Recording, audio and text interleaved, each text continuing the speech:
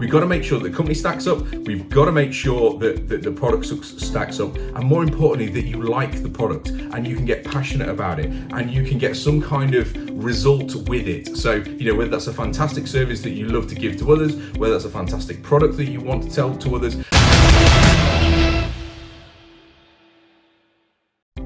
Hi folks, welcome to the video. In this video, we're going to talk about how to choose an MLM. So choosing the right MLM business for you requires some key things, okay? They're actually pretty simple and they're very easy to find out, but we're going to cover some in this video so that you are at least best prepared when looking at this kind of business model. So now I've been in network marketing, MLM. MLM just stands for Multilevel Marketing for the last 10 years with the same company. I don't have any aspirations to change to any other company or whatever, because I did my due diligence on the front end and I was able to land the right company that was for me. And here's how I did that. I spent a lot of time researching the company. Now for me, making sure that the company's been around a minimum of 10 years is a huge one. Reason being is they've generally been through the growth phase. They've had the trials and tribulations that come with starting a new company. They've often got leadership in place, both regional level and national level, depending on how big the company is. Now, I'm not saying that you can't go and join an MLM that's under 10 years old, but just be prepared that, those that have been around under 10 years haven't often made it past 10 years. So it's super important that you find that the company that you're looking at has got longevity and it's been around a while. This is where you hear people, or the anti-MLMs or the MLM bashers, basically saying, oh, I've lost my money and all this kind of rubbish, is because they didn't do enough due diligence on the front end, or they just quit when it got too hard. Because MLM is just like any other business, even though it can be done around current commitments, if you don't give it the time and you don't work hard at it, it's not going to work for you. It's like anything else. So it always amazes me when I hear people jumping on their videos and what have you, bashing MLM, it didn't work for me, I lost money, crying in the pillow, all this kind of stuff. And it's because they failed, the system or the company didn't fail. Now bear in mind, there are companies that have been out of business and there's sure as hell there's some scams out there, but doing the due diligence and doing these steps that I'm going to cover in these next few videos are 100% going to help you out in making the right decision on the front end, so you don't become one of these whiners down the pub saying, I tried one of those things, it didn't work for me. You're actually there on your yacht, in your Lambo, taking all of the benefits that MLM has to offer. So here is where we start. We've got to look at how long the company's been around. We've got to look at their history.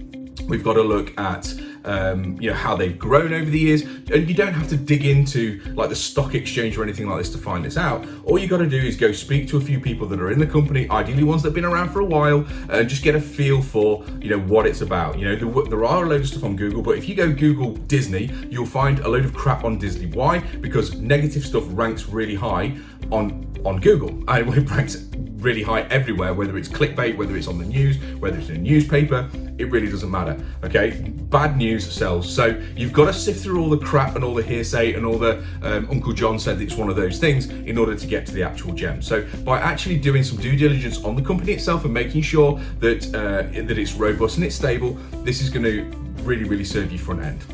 Number two, and this can be done in any order, guys, it's not in particularly any priority, although this one is a very big priority, is that you must be using, or at least be test driving, the product or service that the company is offering. Because if you're not passionate about it and you're not using the products or service, whatever it is that the company, the MLM is offering, then you are not going to succeed. It is a 100% failure rate if you do not use the products or service that the company is offering. And also, in my book, you're a fraud and you wouldn't make it anyway, because you're not being authentic and you're not delivering that company message correctly. If you're not a consumer of the product, if they've got a consumable, or if it's a service and you're not using that service, then you shouldn't be doing MLM anyway. So you've got to test drive the product. You've got to, and this comes back to actually looking how long the company's been around as well. So if, say for example, you're using a company that's consumable, so health products or whatever, if your company is longer than 10 years old, then there's a high probability that you've then got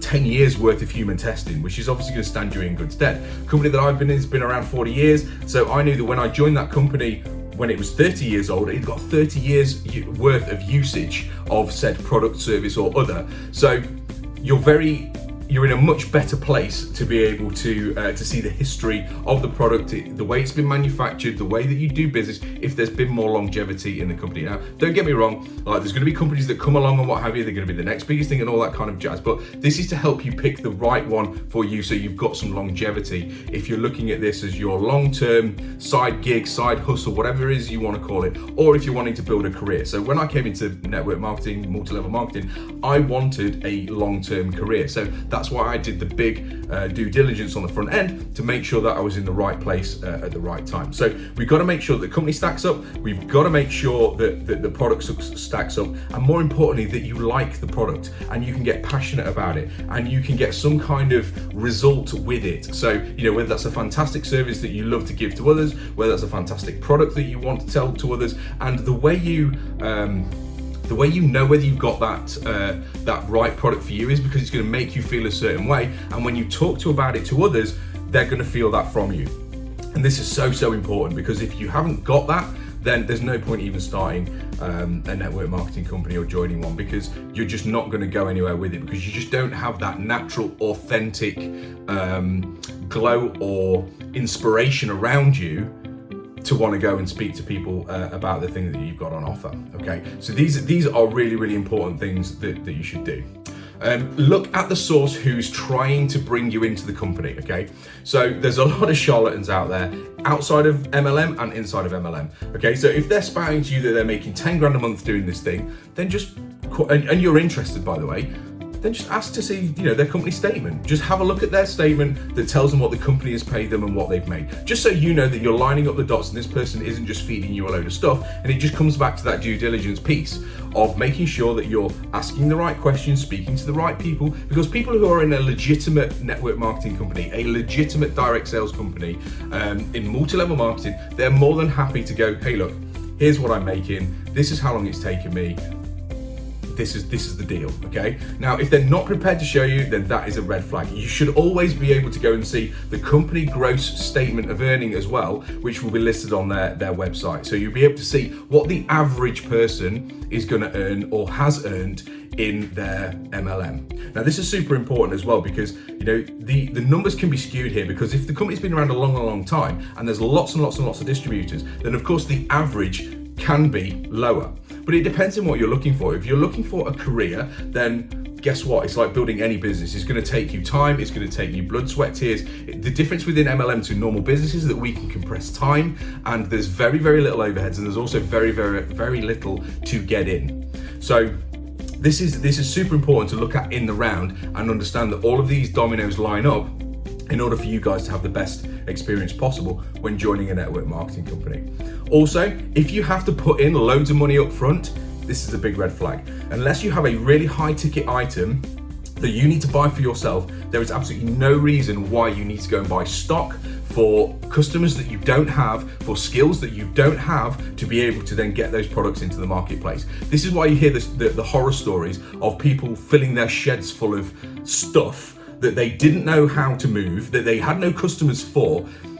It's ludicrous. Now, if you ask me, they deserve to lose their money, because they were stupid to part with that amount of money to go fill their shed with a product that they had no clue how to pass on to somebody else, or a service that they could back up in order to shift all the stuff that they bought. You know, and this is unfortunately what gives MLM a bad name. MLM is not a bad, by any means, business model. In fact, it's a fantastic business model. But what's happened is it's been tarnished by people who have just gone and tried to cut corners, the get-rich-quick hunters, that's left it open and susceptible to people poking fingers at the industry because some idiot had gone and bought a shed load of stock, like they sold their car and blah and then went crying when they couldn't make it work because they weren't either schooled properly, they didn't do their due diligence properly, and they just ran ahead before they could walk, spent a load of money on something they didn't know anything about, and then lo and behold, they can't move the stock that's now filling up the shed, and that's it, they quit, and they're left with all this stuff and they lost all their money.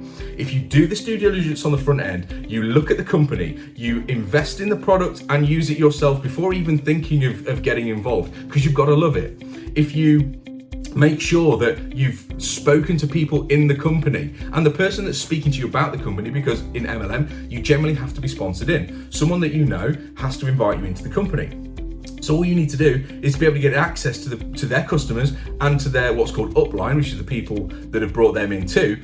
And you can have those conversations with them as well, because it's highly unlikely that you're not going to be able to spot a red herring or what have you after speaking to all of these kind of people. So I think if you're able to do these steps, and they're very, very simple, they will take you not very long to do, you'll make the right decision when selecting the right network marketing company for you. If you've got any questions, feel free to stick them in the comments below. Hopefully this helps somebody out there pick the right company for them, so you don't get stung and you don't fill your sheds up with stupid products that you don't know how to use or sell or pass on or share or whatever else you want to call it, and you protect yourselves, because it's just like any other business, big, small, side hustle, weekend job or whatever. You know what you're getting into on the front end, and you're not going to have a problem. So you do the due diligence and you come out on top. So hopefully that's helped you guys. Check back for the other videos, and I will see you soon.